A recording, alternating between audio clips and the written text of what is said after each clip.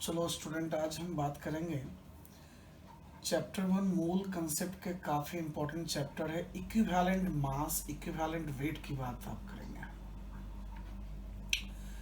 काफ़ी important topic है ये। मूल कंसेप्ट का इसको समझना काफ़ी इंपॉर्टेंट है क्योंकि नॉर्मेलिटी के कंसेप्ट भी इसी पे डिपेंड होंगे आपके। अब देखिए जरा डेफिनेशन क्या है आपको। The weight of an element, मतलब किसी भी एलिमेंट का एक वेट विच कैन रिएक्ट और डिस्प्लेसेस, जो रिएक्ट भी कर सकता है और रिएक्शन में डिस्प्लेसमेंट भी दिखा सकता है। मतलब रिएक्शन का मतलब क्या है, या तो किसी रिएक्टेंट से रिएक्शन करे या किसी को डिस्प्लेस करे। किसको डिस्प्लेस करे? 1 ग्राम ऑफ हाइड्रोजन, या तो 1 ग्राम ऑफ हाइड्रोजन को डिस्प्लेस कर सकता है या रिएक्ट कर सकता है, या 8 ग्राम ऑफ ऑक्सीजन की बात है, या 35.5 ग्राम ऑफ क्लोरीन की बात है, या 127 ग्राम आयोडीन की बात है, या 80 ग्राम ऑफ ब्रोमीन की बात है, या आप कह सकते हो 17 ग्राम ऑफ हाइड्रोक्साइड की बात है। मतलब एलिमेंट का वो मास, वो वेट जो इन सब एलिमेंट से या तो रिएक्ट करेगा या डिस्प्लेस करेगा, उसी को हम क्या कहते हैं? इक्विवेलेंट मास कहते हैं। अब देखो, किसी भी एलिमेंट की अगर रिएक्टिविटी पता करना हो कि भाई ये एलिमेंट रिएक्टिव है कि नहीं है, या तो लेस रिएक्टिव हो सकता है या तो मोर रिएक्टिव हो सकता है, तो हमें पता करने का क्या तरीका है? या तो उस एलिमेंट को आप हाइड्रोजन से रिएक्शन करवा दो, हाइड्राइड बना देगा। ऑक्सीजन से करवाओगे तो ऑक्साइड बना देगा। क्लोरीन से करवाओगे तो क्लोराइड बना देगा। आयोडीन से करवाओगे तो आयोडाइड बना देगा। ब्रोमीन से करवाओगे ब्रोमाइड बना देगा। और मॉइस्चर से करवाओगे तो हाइड्रोक्साइड बना देगा।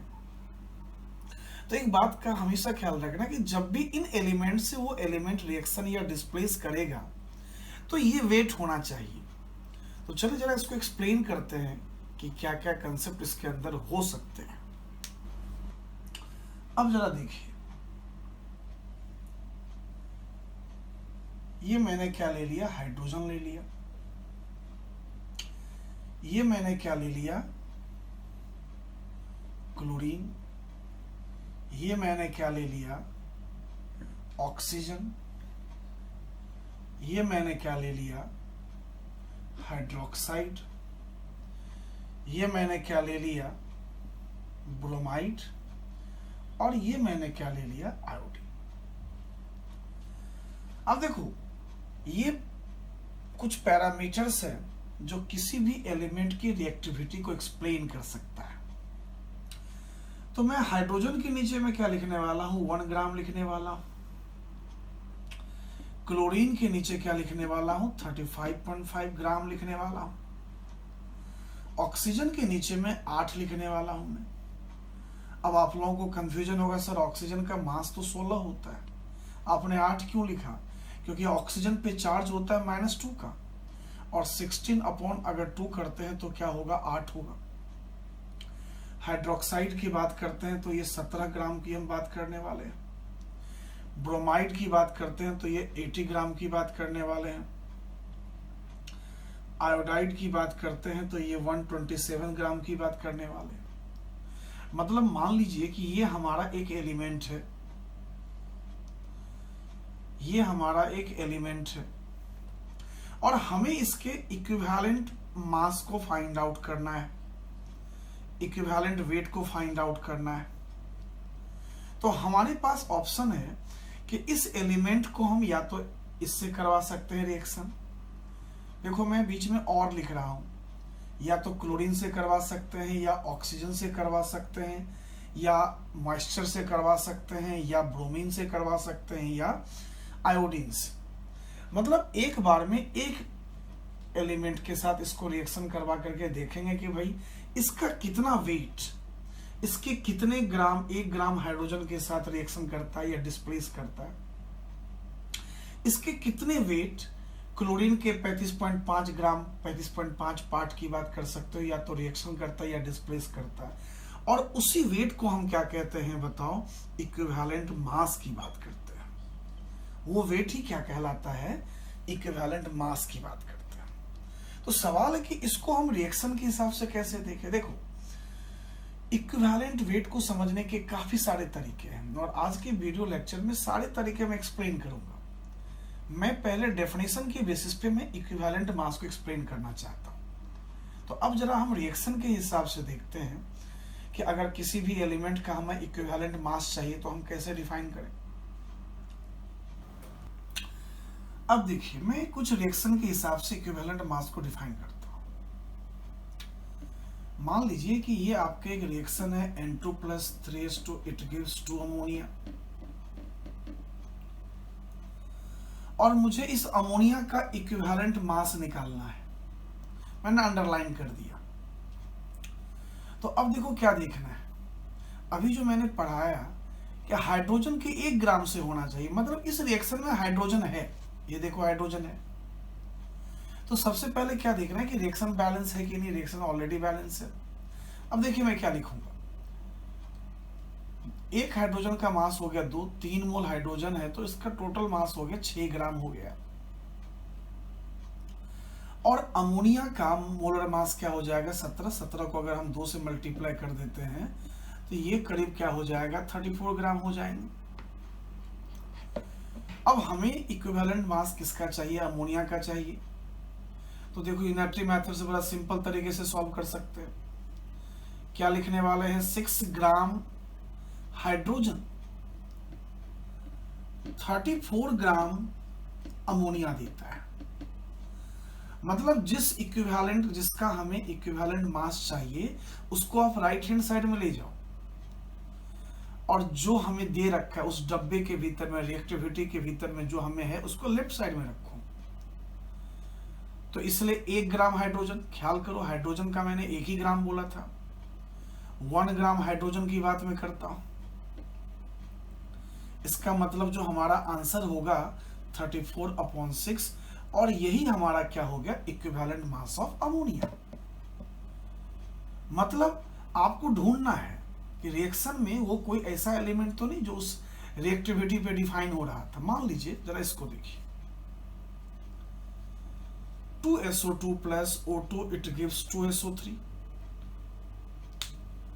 हमें SO2 का इक्विवेलेंट मास चाहिए। अब देखो उस रिएक्टिविटी में ऑक्सीजन भी था, ऑक्सीजन के 8 ग्राम के साथ में था। तो पहले क्या देखो, रिएक्शन बैलेंस है कि नहीं बैलेंस, बैलेंस है। अब इसके हम मोलर मास की बात करते हैं तो ये 32 ग्राम होगा, 1 का 16, 2 का 32। और इसकी बात मैं करता हूं तो ऑक्सीजन 32, सल्फर 32, तो ये हो जाएगा 128 ग्राम सब मिलाकर के। SO2 को मैंने अंडरलाइन किया है, तो आपको क्या करना है, SO2 को राइट हैंड साइड में रखना है। तो सिंपली यूनिटरी मेथड में इसको डिफाइन कर देते हैं। जरा देखिए कैसे, कि 32 ग्राम O2 128 ग्राम SO2 से रिएक्शन करेगा। आप जरा सोचो, ऑक्सीजन के लिए मैंने 8 ग्राम बोला था, तो 8 ग्राम ऑक्सीजन कितने से रिएक्शन करेगा। तो जरा देखिए 128/32 × 8, और यही वेट हमारा क्या हो जाएगा बताओ, इक्विवेलेंट मास हो जाएगा।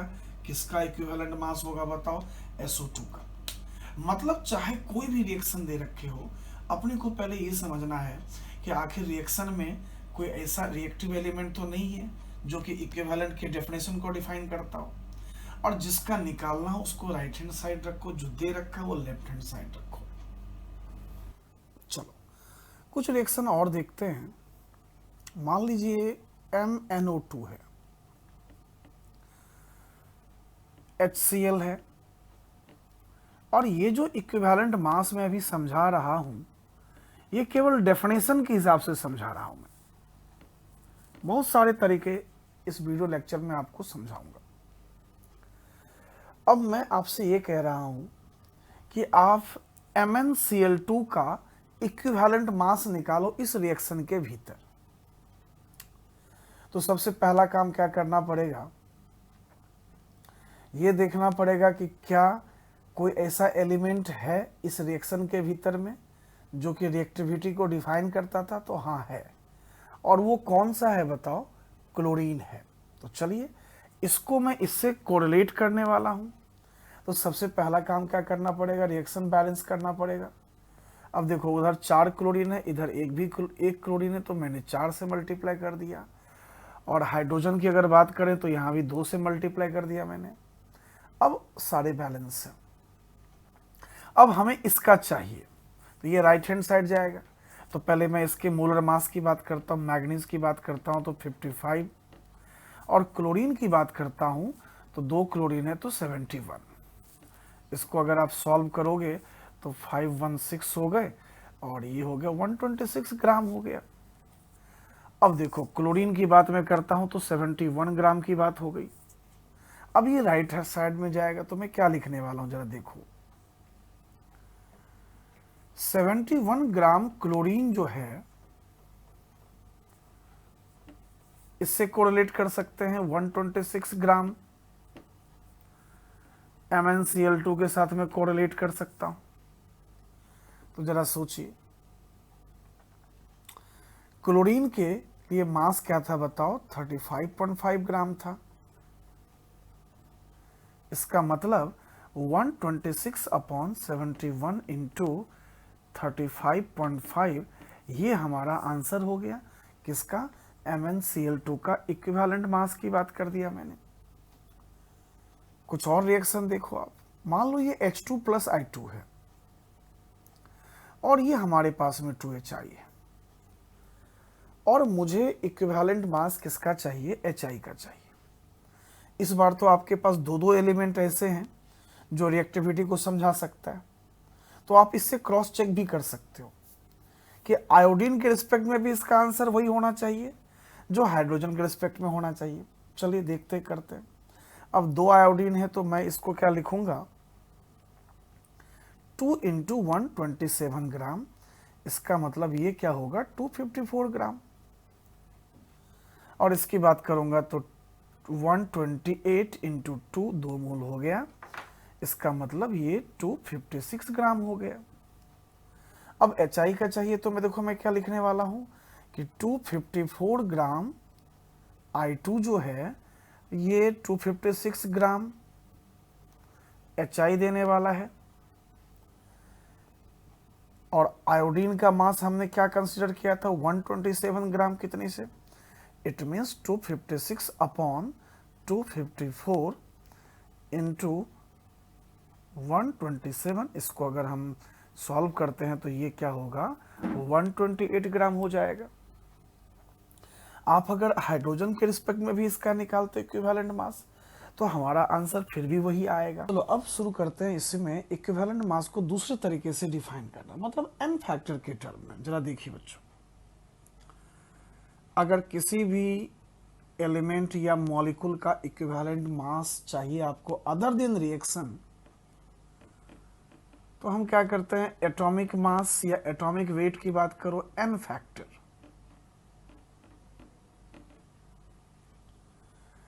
या आप ऐसे भी कह सकते हो अगर कोई कंपाउंड है तो मॉलिक्यूलर वेट ले लो उसका, और molecular weight by n factor. अब देखो एटॉमिक वेट आपको पता होगा, मोलर मास निकालना भी आप जानते हो। अब जरा n फैक्टर को समझना पड़ेगा। ये n फैक्टर एक्चुअल में होता क्या है? n फैक्टर का मतलब है वैलेंसी। अब वो वैलेंसी चाहे पॉजिटिव का हो जाए चाहे नेगेटिव का हो जाए। जैसे मान लीजिए कि ये Na प्लस है, इसका मतलब इसका n फैक्टर क्या कंसीडर किया जाएगा? 1। ये Ag प्लस है, इसका n फैक्टर भी 1 कंसीडर किया जाएगा। ये मैग्नीशियम प्लस 2 है, इसका n फैक्टर क्या कंसीडर किया जाएगा? 2। ये एल्यूमिनियम प्लस 3 है, इसका n फैक्टर क्या कंसीडर किया जाएगा? +3। ये n-3 है, इसका भी कंसीडर क्या किया जाएगा? 3। मतलब जो चार्ज है वही हमारा नॉर्मली एलिमेंट के ऊपर में n फैक्टर होगा। मान लीजिए कैल्शियम पे +2 चार्ज है, इसका n फैक्टर क्या डिसाइड करते हैं? 2। और भी बहुत सारे आपके पास एग्जाम्पल हो सकते हैं। मान लीजिए जिंक पे +2 चार्ज है, इसका एन फैक्टर क्या होगा 2। कॉपर पे +2 चार्ज है, इसका एन फैक्टर क्या होगा 2।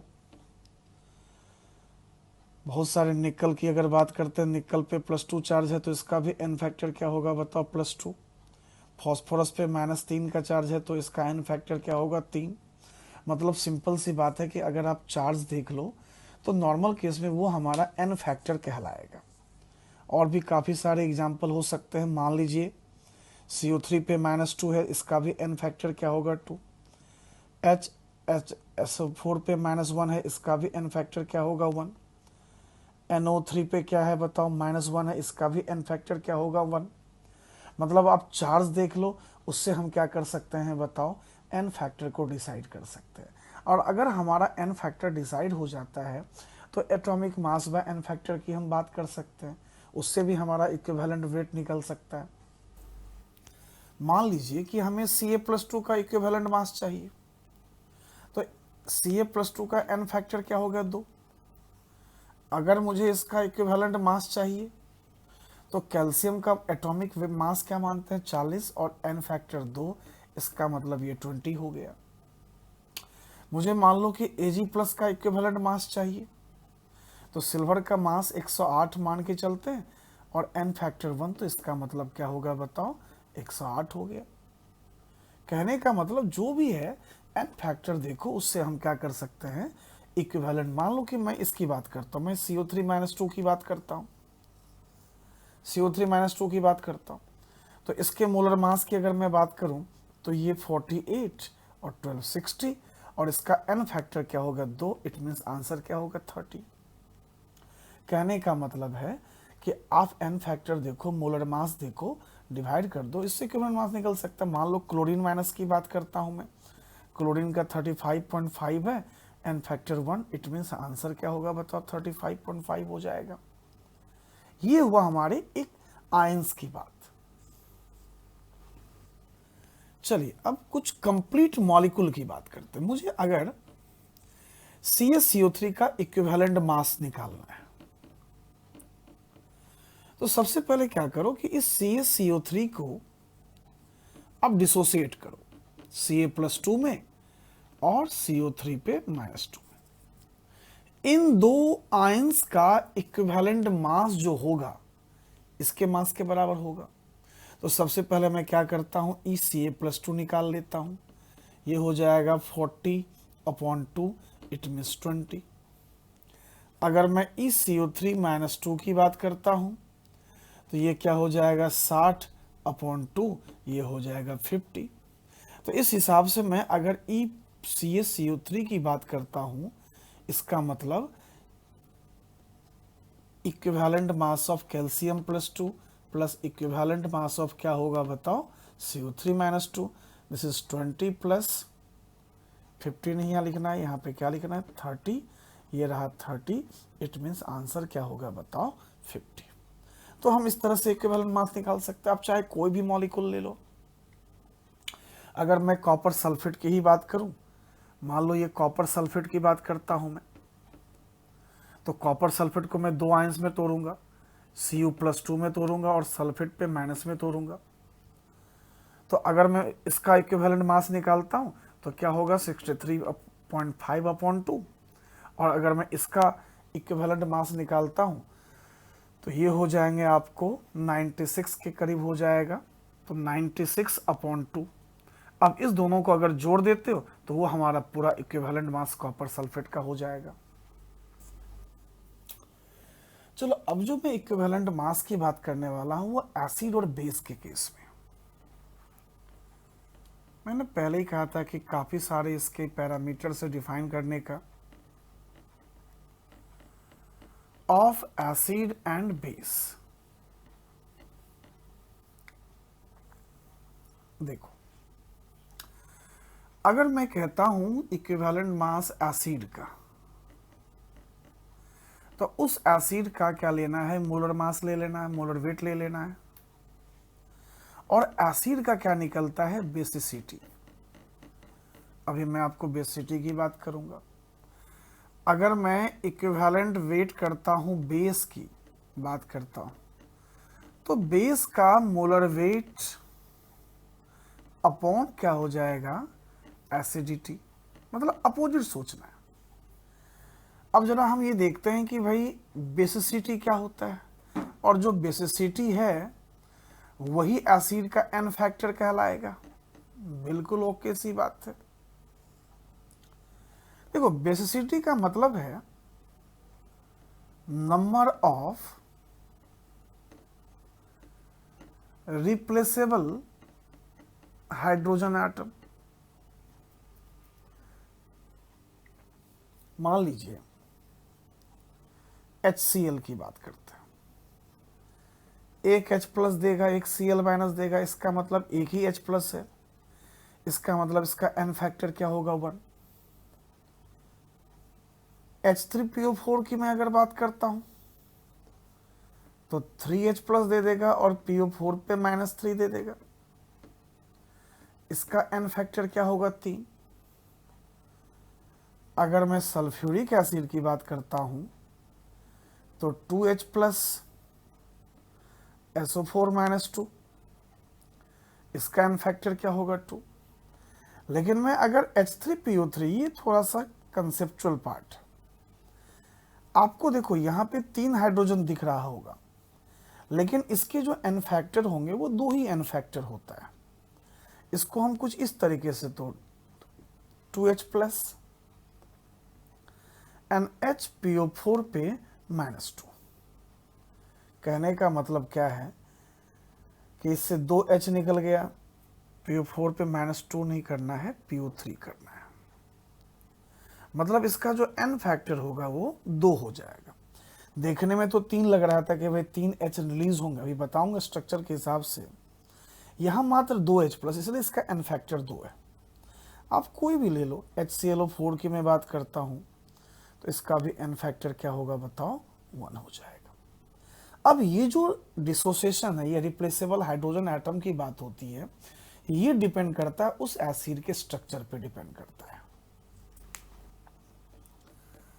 मान लीजिए H3PO4 है आपके, अगर मैं इसका स्ट्रक्चर देखता हूं तो ये हमारा सेंट्रल एटम है, एक ऑक्सीजन को डबल बॉन्ड के साथ जोड़ो।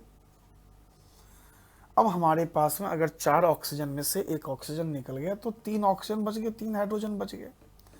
तो 1 OH इस तरफ, 1 OH इस तरफ और 1 OH इस तरफ, मतलब ये भी रिप्लेसेबल है, ये भी रिप्लेसेबल है, ये भी रिप्लेसेबल है। पोलर बॉन्ड्स होते हैं, ये आसानी से टूटेगा, ये आसानी से टूटेगा, इसलिए मैं इसका एन फैक्टर क्या करता हूं बताओ, 3 मान लेता हूं। लेकिन मैं अगर बात करता हूं H3PO3 की, कि भाई इसके एन फैक्टर कितने, ये देखो ये हमारा फॉस्फोरस है, एक ऑक्साइड को मैंने जोड़ दिया। अब 3 ऑक्सीजन में से एक तो निकल लिया, बचा 2 ऑक्सीजन, तो एक OH इस तरफ, एक OH इस तरफ और तीसरा हाइड्रोजन ये इस तरफ। अब देखो मात्र यही दोनों रिप्लेस हो सकता है, ये हाइड्रोजन का रिप्लेसमेंट का कोई चांस नहीं, क्योंकि क्या होता है कि फॉस्फोरस और हाइड्रोजन की जो बॉन्ड एनर्जी होती है OH के बॉन्ड एनर्जी से ज़्यादा होती है, इसलिए ये हाइड्रोजन यहाँ से रिप्लेस नहीं हो सकता है। इसलिए इसका एन फैक्टर हम लोग क्या कंसीडर करते हैं बताओ, 2। तो अगर मैं इसका इक्विवेलेंट मास निकालता हूँ, अगर मैं H3PO4 का इक्विवेलेंट मास निकालता हूँ तो क्या लिखने वाला हूँ, molar weight upon n factor 3। अब मोलर मास क्या होगा, हाइड्रोजन के 3, फॉस्फोरस के 31, ऑक्सीजन का 64/3। इसका मतलब ये क्या होगा देखो, 98/3। लेकिन मैं अगर इस कंपाउंड का H3PO3 का अगर मैं इक्विवेलेंट मास निकालता हूं तो अब देखिए 3 हमारे ये हो गए, फॉस्फोरस 31 हो गए, ये हमारा 48 हो गया, अपॉन एन फैक्टर क्या होगा बताओ, 2 हो जाएगा। तो दोनों के एन फैक्टर में बहुत का फर्क है, तो इस बात को हमेशा याद रखना है। अब देखते हैं एक बार बेस के लिए एन फैक्टर की बात क्या होगी। अगर मैं बेस की बात करता हूं तो बेस के लिए अपोजिट सोचना है, एसिडिटी। अब अगर मैं एसिडिटी का मतलब कहता हूं, इसका मतलब ये होता है number of replaceable OH minus ion. मान लीजिए ये हमारा NaOH है, ये कैसे टूटेगा, Na प्लस में और OH माइनस में। अब एक OH हो गया तो इसके लिए N फैक्टर क्या होगा, 1। मान लीजिए हमारा कैल्शियम हाइड्रोक्साइड है, ये कैसे टूटता है, Ca+2 में और 2OH माइनस में टूटेगा, इसके लिए N फैक्टर क्या होगा, 2। अगर मैं बात करता हूँ AlOH का होल थ्राइस की बात मैं करता हूँ, ये कैसे टूटेगा, Al+3 और 3OH माइनस में टूटेगा, इसके लिए मैं N फैक्टर की बात क्या करूँगा, 3। तो कहने का मतलब जितने रिप्लेसेबल OH माइनस होगा, हाइड्रोक्साइड आयन होगा, वही हमारी क्या होगी बताओ, एसिडिटी। इस हिसाब से मैं अगर इसका मैं इक्विवेलेंट मास निकालता हूँ, इक्विवेलेंट मास किसका निकालता हूँ, सोडियम हाइड्रोक्साइड का। तो अब जरा देखिए, सोडियम हाइड्रोक्साइड का मोलर मास हो जाएगा 40, N फैक्टर 1, आंसर क्या हो गया, 40 हो गया। इसी तरह से आप इसका निकाल सकते हो, इसी तरह से आप इसका निकाल सकते हो। बस आपको ध्यान क्या देना है, N फैक्टर के बारे में हमेशा ध्यान देके चलना है। चलो स्टूडेंट, अब देखते हैं इक्विवेलेंट मास कुछ रिडॉक्स रिएक्शन के केस में। इक्विवेलेंट मास, इक्विवेलेंट वेट इन रिडॉक्स रिएक्शन। देखो, अगर इस केस में हमें इक्विवेलेंट मास चाहिए किसी भी मॉलिक्यूल का, किसी भी सब्सटेंस का, तो उसका पहले क्या लिखोगे, molar mass as it is है, और डिवाइडेड बाय क्या लिखना है आपको, है change in oxidation number. Oxidation number में कितना चेंज होगा, अब ये चीज आपको निकालने आना पड़ेगा। मान लीजिए मैं MnO4 माइनस से Mn+2 की बात आपको बताता हूं। अब इस मैग्नीज पे हमें पहले चार्ज फाइंड आउट करना पड़ेगा। कैसे, जरा देखो, मैग्नीज के चार्ज को मैं x मान लेता हूं, एक ऑक्साइड का जो है -2 होगा, 4 है तो 4 से मल्टीप्लाई करो और इज इक्वल टू -1, x का वैल्यू क्या हो गया बताओ, +7 हो गया। मतलब इस मैग्नीज पे चार्ज जो हो गया ये +7 का चार्ज हो गया। अब जरा देखिए, +7 से +2, इसका मतलब कितने का चेंज हो गया, 5 इलेक्ट्रॉन का चेंज हो गया। मतलब यहां पे N फैक्टर को क्या मान के चलेंगे, 5। अब अगर हमें इसका इक्विवेलेंट मास निकालने को कहता है, अगर हमें कहता है कि MnO4 का इक्विवेलेंट मास निकालो, तो इसका पूरे मास को ले लो। मैग्नीज का मास क्या होगा, 55, ऑक्सीजन 64, और N फैक्टर क्या मान के चलेंगे, 5। इट मीन्स क्या है कि पहले ये देखना है कि भाई रिएक्टेंट से प्रोडक्ट जाने में ऑक्सीडेशन नंबर कितना चेंज हुआ, और जितने भी चेंज होंगे उसी को हम क्या करते हैं, N फैक्टर की बात करेंगे, उससे हम क्या कर सकते हैं, इक्विवेलेंट मास की बात कर सकते हैं। कुछ और एग्जांपल इसका हम देखते हैं। मान लीजिए SO3-2 से SO4-2 है। अब यहां भी सल्फर का हमें चार्ज चाहिए, यहां भी सल्फर का चार्ज चाहिए। अगर इसकी बात करें तो देखो, x - 6 is equal to -2, x का वैल्यू क्या होगा बताओ, +4 हो गया। अगर इसकी बात करता हूं तो x - 8 इज इक्वल टू -2 और x का वैल्यू क्या हो गया, +6 हो गया। मतलब यहाँ पे +4 है, यहाँ पे +6 है। इसका मतलब टोटल जो चेंज हो गया वो 2 इलेक्ट्रॉन का चेंज हो गया। इसका मतलब यहाँ पे N फैक्टर क्या हो गया, 2। अगर मुझे ESO3-2 का इक्विवेलेंट मास चाहिए तो इसका पूरा मोलर मास लेना पड़ेगा। मोलर मास लेकर के N फैक्टर से डिवाइड कर दो। अगर N फैक्टर से डिवाइड करूंगा मैं, तो जरा देखो किस तरह से डिवाइड करता हूं। इस हिसाब से अगर देखें तो सल्फर का मास क्या होगा, 32, और ये होगा 48/2। इट मीन्स ये 80/2। इट मीन्स ये आंसर क्या होगा बताओ, 40 हो गया। तो इस तरह से कोई भी रिडॉक्स चेंज होता है तो उसके ऑक्सीडेशन नंबर को निकाल लो और देखो क्या चेंज हो रहा है। तो ये था हमारा इक्विवेलेंट वेट को समझने का तरीका। अब नेक्स्ट वीडियो में मैं क्या करूंगा कि 10 एक अच्छे क्वेश्चंस करवा के देखूंगा कि भाई क्या इसके क्वेश्चन बन सकते हैं।